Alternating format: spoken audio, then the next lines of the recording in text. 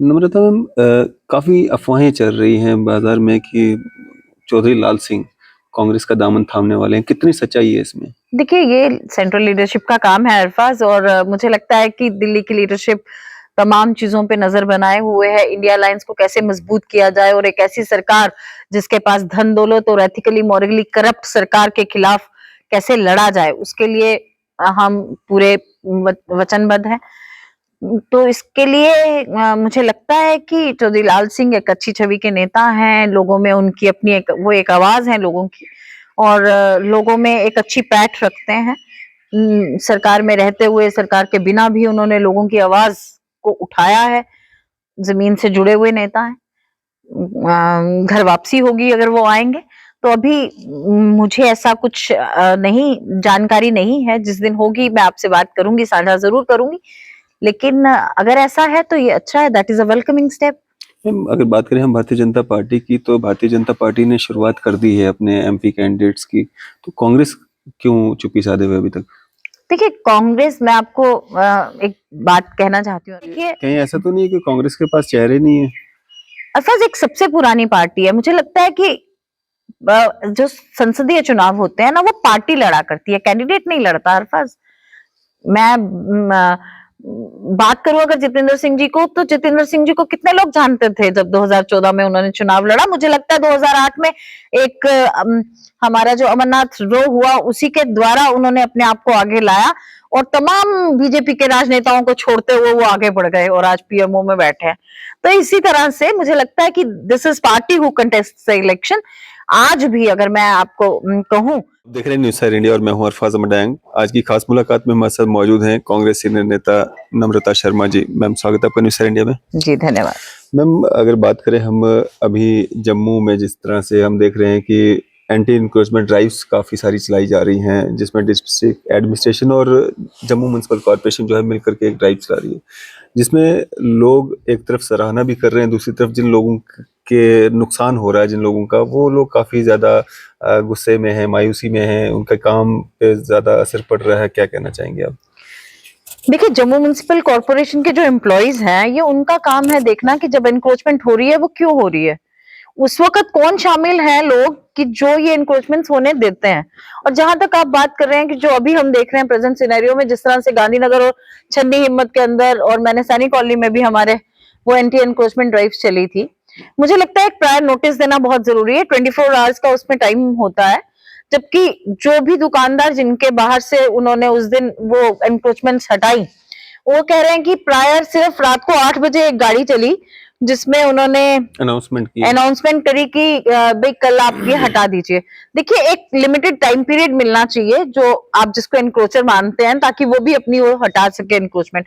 और एनक्रोचमेंट ऐसा क्या है, आप देखिए ना, अगर आपने एक दुकान पे चढ़ना है तो एक रैंप रिक्वायर्ड है या सीढ़ी रिक्वायर्ड है। आप बताइए ना, 2.5 से 3 फुट आप कितनी जगह उनको देना चाहते हैं।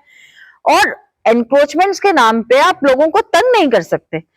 आज जो हम देख रहे हैं, जो सरकारी रवैया है, जो ये अभी एडमिनिस्ट्रेशन जिस तरह का रवैया जम्मू कश्मीर के लोगों के साथ अपना रही है, दैट इज वेरी अनफॉर्चुनेट। मैं उसे यही कहूंगी कि जिस तरह से आज हम देख रहे हैं कि किसी पे भी दबाव बनाने की कोशिश हो, जिस तरह से आप ले आएंगे अपना अमला तमला पुलिस और डिक्टेटरशिप की तरह एक ऑफिसर बात करेगा एक हमारे व्यापारी के साथ। और व्यापारी एक बहुत बड़ा वर्ग है जो हमारी इस पूरी यहाँ पे इकोनॉमिक को चलाता है। आप उसको इस तरह से डील कर रहे हैं जैसे वो कि क्रिमिनल है। ठीक है, अगर उसने एनक्रोच किया रोड साइड पे, आप उसे समझाइए कि आप अंदर चले जाइए। तरीका है एक, हम we are all human beings, हम एक दूसरे से बात करके भी ये काम कर सकते हैं। लेकिन नहीं, आप दिखाते हैं कि आपके पास आज पूरा तंत्र आपके साथ है। इसीलिए तो हम कहते हैं कि डेमोक्रेसी, यहाँ पे बिल्कुल डेमोक्रेसी का कत्ल किया जा रहा है। और आज डेमोक्रेसी है कहाँ? आज जो प्रजातंत्र होता है उसमें एक नुमाइंदा होता है जिसके पास आप शिकायत लेके जाते हैं। आज लोग कहाँ जाएंगे?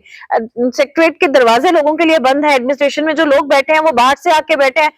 तो whom will we approach? Whom the civilians are going to approach? There is no door open for them. So ultimately मुझे लगता है कि जम्मू कश्मीर के साथ जो ज्यादतियां पिछले हम देखते आ रहे हैं, तमाम 2014 के बाद जम्मू कश्मीर के साथ जिस तरह से बर्ताव किया गया और जिस तरह से हमें हमारी रियासत का दर्जा से छीनने से लेके हमारे जमीनों के हक, हमारी नौकरियों के हक, हमारे बच्चों से छीनने तक, ये तमाम चीजें हैं जो लोग महसूस कर रहे हैं, और मुझे लगता है समय आ गया है। हालांकि ये विधानसभा के चुनाव तो नहीं करवा रहे, लेकिन ये संसदीय चुनाव जो होंगे, इसमें लोग अपना, मुझे लगता है कि बढ़ चढ़ के हिस्सा लेंगे और इनको मुंह तोड़ जवाब देंगे, क्योंकि यही मौका है जब डेली वेजर भी अपनी बात करेगा, हमारा बेरोजगार युवा भी अपनी बात करेगा, जिन पे इन्होंने लाठियां भांजी। डेली वेजर कहता है कि मुझे पक्का किया जाए, मुझे स्थायी किया जाए, डेली वेजर बिल्कुल मुझे स्थायी किया जाए, तो आप डंडा चलाते हैं। आप बेरोजगार युवा कहता है कि मैं, आज मेरी बुरी हालत है, आपने बेरोजगारी जम्मू के अंदर 33% बढ़ा दी और पिछले 40 वर्षों में इतनी बेरोजगारी दर नहीं थी, आप उस पर लाठियां चलाते हैं। आशा वर्कर सड़कों पे आती हैं, आप उस पर लाठियां चलाते हैं। एनआरएचएम की लड़कियां आती हैं सड़कों पे, आप उस पर लाठियां चलाते हैं। आंगनबाड़ी की वर्कर्स आती हैं, आप उन पर लाठियां चलाते हैं। तो प्रजातंत्र का मतलब होता है जब लोगों को अपनी बात रखने का हक दिया जाए। देखिए अल्फाज, राम राज्य की ये बात करते हैं, इनको राम राज्य, इनको रामायण सिवाय एक पुस्तक के इनके लिए कुछ नहीं है। रामायण को जिया जाता है रोजाना जिंदगी के अंदर। रामायण एक वैसा ग्रंथ है जिसमें हर एक उसके अंदर जो भी हमारे राम जी हैं, या जिनसे सबसे सीखने के लिए मिलता है। राम जी का ये मानना था कि जो भी कोई काम करता है उसको उसके अनुरूप हमें उसको उसके अनुरूप उसका वेतन दिया जाना चाहिए। जिस तरह की अगर वो केवट के पास भी गए, उन्होंने उनको नदी पार करवाई, तो उन्होंने उसको भी अपनी अंगूठी देके उसका हर्जाना भुगता। तो इस तरह से आज डेली वेजेस कहते हैं कि हम लोगों को जो हमारा स्थायी किया जाए, हमारे वेतन बढ़ाया जाए, तो इसमें मुझे लगता है कोई हर्ज नहीं है। उनकी बात सुनी जानी चाहिए थी, और इन्होंने प्रॉमिस किया था ललकार रैली के माध्यम से कि हम इन्हें पक्का करेंगे, और 2014 के बाद आज 2024 तक भी उन्हें पक्का नहीं किया जाता। तमाम वादे जो मोदी जी कहते हैं मेरी गारंटी, मैं तो कहूंगी मोदी के जुमले हैं सिर्फ। 2 करोड़ रोजगार के हिसाब से भी हमारे यहाँ पे 20 लाख रोजगार तो बनता था जम्मू कश्मीर का। कितना रोजगार आया? उसके हिसाब से महंगाई कम होनी चाहिए थी। महंगाई जो हमारा 60 रुपए किलो तेल था खाने का, वो आज 210 से ऊपर चला गया है। 450 का सिलेंडर 1100 का हो गया। तो हम तो कहते हैं मोदी की गारंटी नहीं, मोदी के जुमले। और रही बात महिला भागीदारी की, और महिला कहते थे बहुत हुई महिला पे अत्याचार, तो मैं तो कहूंगी महिला आज गुहार लगाती रह गई। मणिपुर के अंदर महिला पहलवान गुहार लगाते रह गए, हमारी बाकी आईआईटी बीएचयू के अंदर लड़कियां गुहार लगाती रह गई। तो मोदी जी ने 77 दिन तक तो आंखें नहीं खोली। सुप्रीम कोर्ट ने फटकार लगाई, ऑपोजिशन को इकट्ठे होकर आना पड़ा। उन्होंने जब अपना रोल निभाया और कहा कि हम, तब जाके मोदी जी बोले। और उस पे भी क्या बोलते हैं, देखिए जो प्रधानमंत्री होता है, जैसे हमने प्रधानमंत्री देखे हैं भारत के अंदर, नेहरू जी थे, उनको लोग पिता तुल्य मानते थे और उनकी बात को सुना करते थे। उसके बाद भी तमाम और प्रधानमंत्री वही होता है जिससे अपेक्षा करें कि वो बिना किसी जाति धर्म उन सबसे ऊपर उठ के एक फैसला करेगा।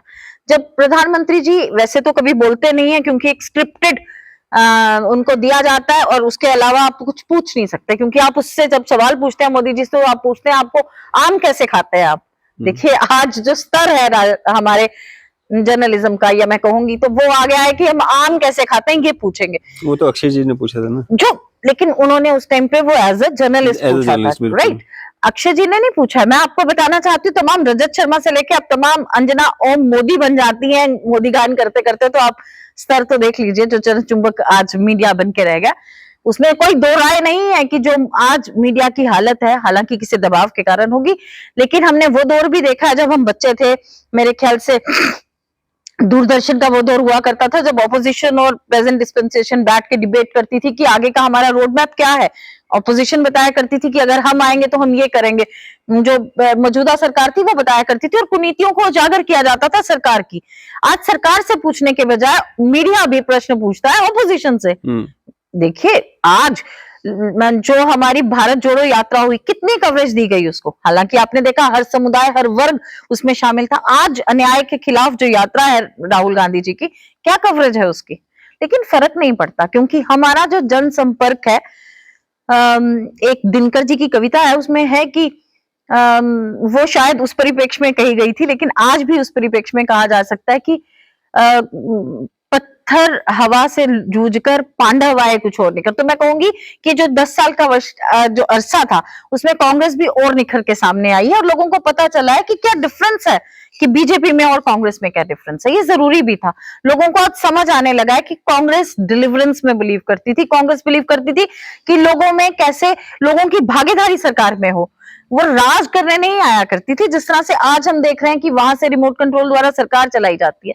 That was the basic difference, that is the democracy. अगर हम बात करें एनक्रोचमेंट की, एनक्रोचमेंट के नाम पे जो लोगों को तंग किया जा रहा है, परेशान किया जा रहा है, कोर्ट की, हाई कोर्ट की बहुत सारी जजमेंट्स हैं, जिसमें से अगर हम एक जजमेंट की बात करें, खसरा नंबर 781 मार्बल मार्केट, बहुत सारी ज़मीन है वहाँ पे, बैंक्वेट हॉल बने हुए हैं, मीडिया हाउसेस बने हुए हैं, बाकी सारे वहाँ पे काफ़ी सारे इदारे बने हुए हैं, जिसमें कोर्ट ने डायरेक्शंस दी हुई हैं कि अपनी ज़मीन जो है इसको खाली करवाइए आप, लेकिन फिर भी वहाँ पे कोई एक्शन नहीं लिया जा रहा है। आम लोगों को क्यों परेशान किया जा रहा है? देखिए, जहां तक आपने बहुत अच्छी बात की अरफाज जी, कोर्ट डायरेक्शन देती है कि गवर्नर्स की इंटरफेरेंस नहीं होनी चाहिए और पार्लियामेंट के अंदर कानून पास कर दिया जाता है जीडीटी एमटीएस के नाम से, दिल्ली गवर्नमेंट टेरिटरी कुछ एक्ट के नाम से, कि गवर्नर को एम्पावर किया जाता है ताकि जो स्टेट सरकारें हैं वो अपना काम ना, और बहुत सारी सरकारें, केरल थी उसमें, बहुत सारी सरकारें थी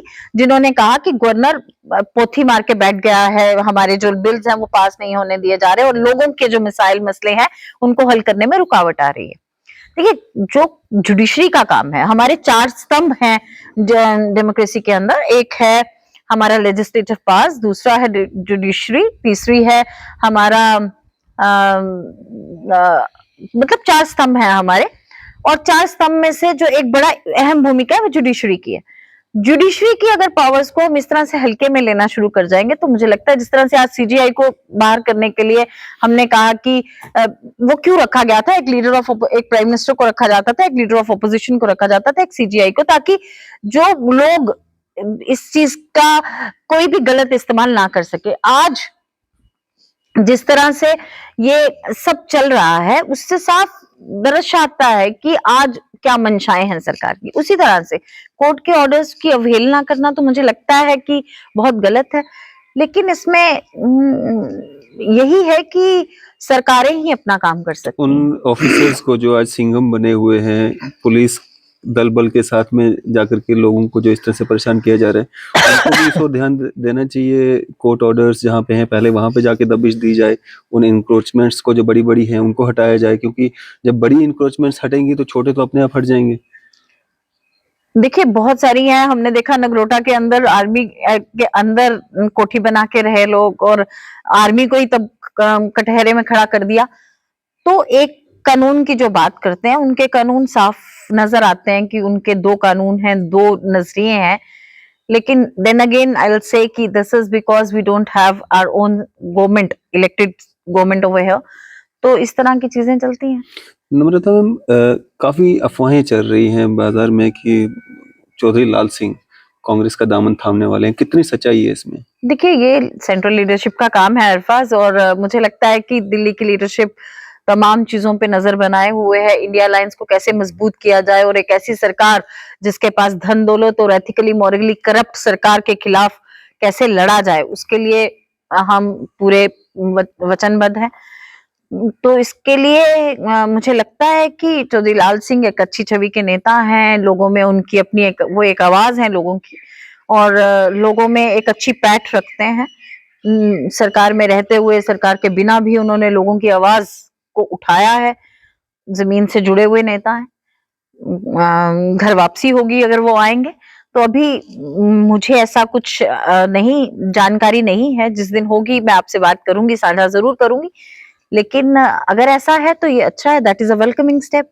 अगर बात करें हम भारतीय जनता पार्टी की, तो भारतीय जनता पार्टी ने शुरुआत कर दी है अपने एमपी कैंडिडेट्स की, तो कांग्रेस क्यों चुप्पी साधे हुए अभी तक? देखिए, कांग्रेस, मैं आपको एक बात कहना चाहती हूँ अरफाज, ये लोग कह रहे हैं कांग्रेस क्यों चुप है। आप एक चीज समझने की कोशिश कीजिए, जैसे कि मैंने पहले कहा है, हमारी लड़ाई एक ऐसी ताकत के साथ है जो धन में बहुत पावरफुल है, जो एथिकली मॉरली जिसकी कोई विचारधारा नहीं है। कांग्रेस एक विचारधारा से जुड़ी हुई पार्टी है, और पहले कहा जाता था कि politics is a battle of ideas. आज पॉलिटिक्स वो नहीं रह गई है, इन्होंने उसको पॉलिटिक गेम बना दिया है। फॉर दैट हमें भी पूरा सोच समझ के हर फैसले को करना होगा, और उन ताकतों को जो सांप्रदायिक सद्भाव को नुकसान पहुंचा रही है उनको दूर करने के लिए हमें उसके लिए एक अपनी रणनीति को तैयार करना होगा, ताकि हम उन ताकतों को हरा सकें, परास्त कर सकें और लोगों को एक अच्छा शासन दे सकें। कहीं ऐसा इनके तो लिए नहीं है तो कि देखिए, कहीं ऐसा तो नहीं है कि कांग्रेस के पास चेहरे नहीं है? अफवाज एक सबसे पुरानी पार्टी है। मुझे लगता है कि जो संसदीय चुनाव होते हैं ना, वो पार्टी लड़ा करती है, कैंडिडेट नहीं लड़ता अरफाज। मैं बात करूं अगर जितेंद्र सिंह जी को, तो जितेंद्र सिंह जी को कितने लोग जानते थे जब 2014 में उन्होंने चुनाव लड़ा? मुझे लगता है 2008 में एक हमारा जो अमरनाथ रो हुआ उसी के द्वारा उन्होंने अपने आप को आगे लाया, और तमाम बीजेपी के राजनेताओं को छोड़ते हुए वो आगे बढ़ गए और आज पीएमओ में बैठे हैं। तो इसी तरह से मुझे लगता है कि this is party who contest the election. आज भी अगर मैं आपको कहूं कि कांग्रेस के पास चेहरा नहीं है, कांग्रेस का हर कार्यकर्ता एक चेहरा है, और आज भी किसी भी गांव में आप चले जाएं, आपको बीजेपी का नहीं, जो प्रेजेंट डिस्पेंस है उसका कार्यकर्ता नहीं मिलेगा।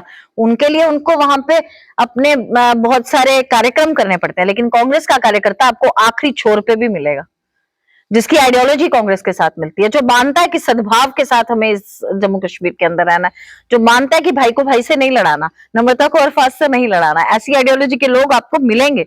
वो कांग्रेस का कार्यकर्ता आज देखिए, मैंने जिस तरह से पहले कहा कि एक व्यक्ति विशेष का चुनाव नहीं है, ये किसी छोटा सा वार्ड का चुनाव या विधायक का चुनाव नहीं है, ये संसद का चुनाव है, और इसके लिए पार्टी चुनाव लड़ेगी, पार्टी की विचारधारा चुनाव लड़ेगी, और इसमें तो इंडिया अलायंस गठबंधन चुनाव लड़ेगा।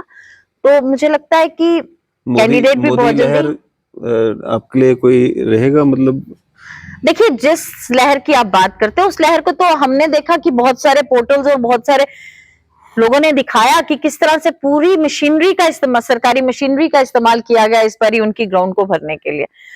तो अगर लहर होती, जम्मू स्टेडियम की बात करते हैं, लाखों लोग थे वहां पे, तो वो लाखों लोग में टीचर्स कितने थे?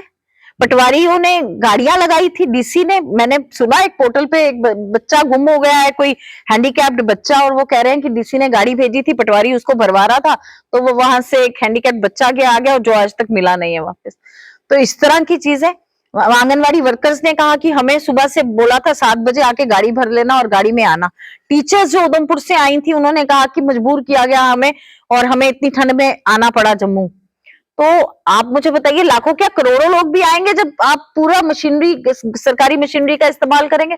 जब आप एक राशन डीलर की भी जिम्मेवारी लगा देंगे कि आपने 2 मेटाडोरें भरनी है, तुम राशन देना बंद कर देना लोगों को, अगर वो नहीं आएंगे फिर क्या होगा?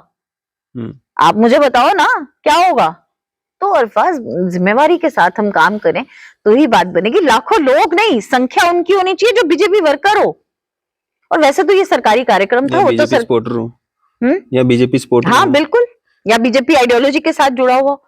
देखिए आज जिस तरह से कंडक्ट हो गया ना लोगों का, हम कॉन्स्टिट्यूशन में ये साफ लिखा है कि धर्म और राजनीति को अलग रखा जाएगा। जब अंबेडकर साहब को कॉन्स्टिट्यूंट असेंबली का बनाया गया प्रेसिडेंट, तो उन्हें कहा गया कि आप एक संविधान लिखिए। संविधान में साफ लिखा गया कि हर बंदे को अपना धर्म प्रोपोगेट करने की पूरी इजाजत होगी, लेकिन धर्म और राजनीति को अलग रखा जाएगा। आज जिस तरह से धर्म के नाम पे राजनीति हो रही है, इलेक्शन कमीशन को इस पे संज्ञान लेना चाहिए था। देखिए पिछले चुनावों में पुलवामा के नाम पे जो इन्होंने वोट मांगे, और प्रधानमंत्री ने खुद कहा कि मैं आज जो नया वोटर है उससे ये उनसे अपील करता हूं कि आप लोग पुलवामा को देखते हुए वोट दीजिएगा। पुलवामा के बाद में भी सत्यपाल मलिक जी ने पूरा खुलासा किया, उस तरफ में ना जाते हुए।